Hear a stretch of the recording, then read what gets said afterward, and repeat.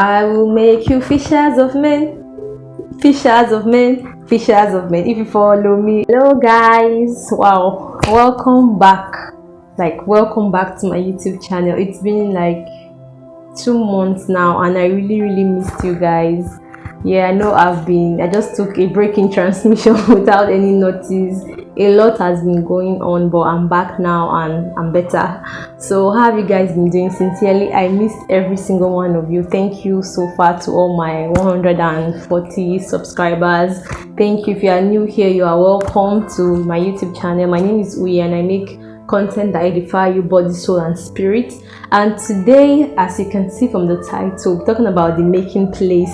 It's not really like a structured content. It's basically just a gist. I got the inspiration for this content. That was back in January. I was having my quiet time and it just came to my heart, the making place. And from that time till now, I've been getting like little insight here and there, listening to different messages and just getting one or two things and adding to my own personal experiences. So today we're just talking about the features or what is the making place and how we can make the most or get the most out of it.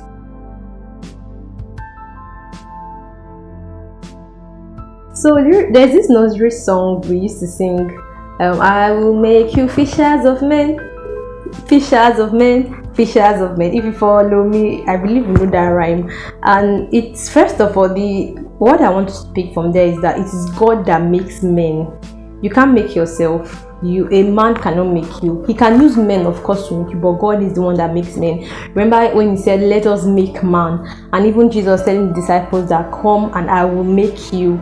So God is the one that makes you. The making place is God's pruning system. It's a season where God actually shapes our life to make us more fashioned into that he has called us to be. And I'll share a story, my personal story then. So just look at some other stories from scriptures and just run along in that line.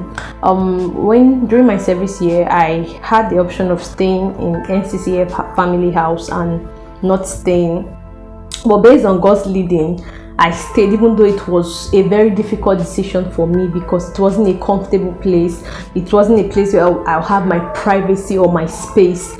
But then in the long run, when I yielded to God and stayed along the line, I began to see why God wanted me to stay. It was a making place for me. And this is not just for me. For most persons that pass through that place, it's really a place, it was a place where God really stretched us and pruned us and brought the best out of us. So back then we used to call NCCF the cave of Adullam because it was literally a making place. It was a place full of dealings and God's pruning. And it takes us to the story of David in the Bible. Remember how that David was running and he got to the cave of Adullam. He was in distress and other men in distress that were displeased with their life came to join him. But in the long run, we saw how that God used it as a place to make the best out of him and those men. And that's how we had the mighty men of David. It was in that cave of Adullam God built capacity in them.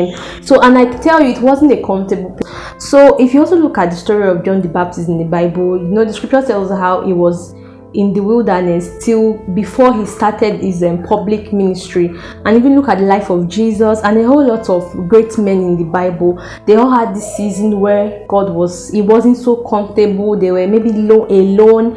God was shaping their life before they came out there. And you remember in the last video before the vlog, we talked about the 3 C's of purpose, and one of them was capacity. So this is like a sequel to that video. One of the ways God builds capacity in us rather, is through the making place. Yes, capacity is not, there's nothing like the gift of capacity. Capacity is built. The features of the making place is that it's not comfortable. It's not always comfortable. Yeah, you may be in a situation, a season in your life where you're going through some dealings or you're going through some things and you are not comfortable. It's not what you would like it to be, but it's just to encourage you that okay, hold on a little bit more. God knows what he's doing. He's trying to prune you and bring the best out of you. We've heard lots the illustration of how that when you are trying to, a goldsmith is trying to make a very beautiful artifact. It's not a smooth, it's not a fine process, it's not a sweet process. It may be very hot and painful, but in the end something beautiful comes out of it. So secondly, it's a lonely place. Sometimes the making place, because that pruning place may be very lonely. It may feel like you are the only one there, you're just the only one going through dealings.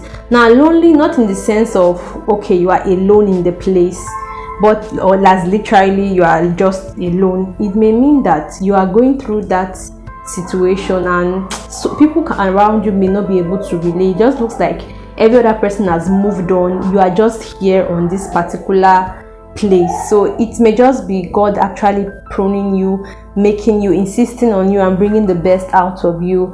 And the making place is a place where a lot of demands are made on your virtue, like more than you would have given, more than you would have loved to do, more than you would have loved to tolerate, more than you love to accommodate, more than you love to give in terms of your work or your skills, or it actually makes demands on you. It stretches you beyond your normal comfort zone capacity. So an example can be you're doing a work and it looks like they are demanding more than you are supposed to give in that job, or you're in a particular unit in your local assembly and this is your job description in quote, and then your pastor is coming, your leader is coming and making demands on you more than you imagine you would have given. It may just be God building you. And I would like to say that when you talk about the making place, most time we think about okay, spiritual capacity and all that, but God can also build secular in quote skills in us, even through his pruning system. Soft skills like teamwork, adaptability, open-mindedness. These are things that God can even build in us using his own pruning system. So it's a win-win in terms of our spiritual growth and our life, our relevance in our society today. As we begin to close, some of the ways to make the most out of this season of you're going through this pruning season is actually intimacy with God. When you are intimate with God and you know that okay, this is God, I think this is God, I know this is God doing this, making me go through this pruning. It has a way of giving you comfort and it helps you to enjoy it rather than just being frustrated.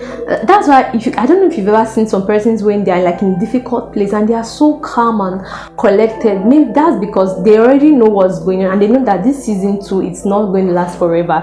There's an end and there's a goal in view. Secondly is quit complaining and just try to stay put and understand what's going on, because complaining has a way of draining you more and more. So if you're in a place, you're in a season in your life where it looks like things are not comfortable, things are not the way you want them to be, instead of complaining every single day, oh, I hate this place, I hate this, why not just calm down and see how you can make the best out of it. Calm down and see, especially when it's in a place where you know you cannot change it. Like, okay, I'll use my case. I was staying in family house. I knew I was going to stay there throughout. So if I was going to complain throughout, it means I was going to complain for 1 year and I was just going to be frustrated. So you can as well just quit complaining and channel your energy into something else to make the best out of it. So as we come to a close, one very key thing to note is that usually when it comes to God's pruning system, sometimes we don't recognize it at that moment.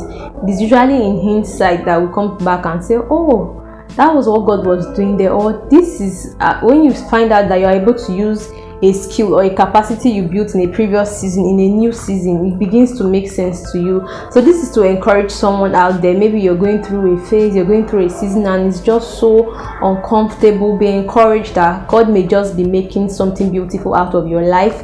And like a disclaimer, this is not to say if you're in a toxic work environment caused by man, that doesn't mean you're going to suffer and say, oh, God is making me. Maybe you are working in an organization, you are being abused emotionally, verbally, you are being stressed mentally. That does not mean you're just going to stay and say, okay, God is making me. So really, wisdom is really applicable here. So with that, we've come to the end of this video. Before we go, I would like to give a shout out to NCCF and Abia State chapter. That was God was really a very instrumental place in my life in 2022. It was my cave of Adullam, literally. So thank you so much for staying till the end of this video. Please subscribe to this YouTube channel, like this video, and comment. I want to read your comment. Like, can you relate to this topic?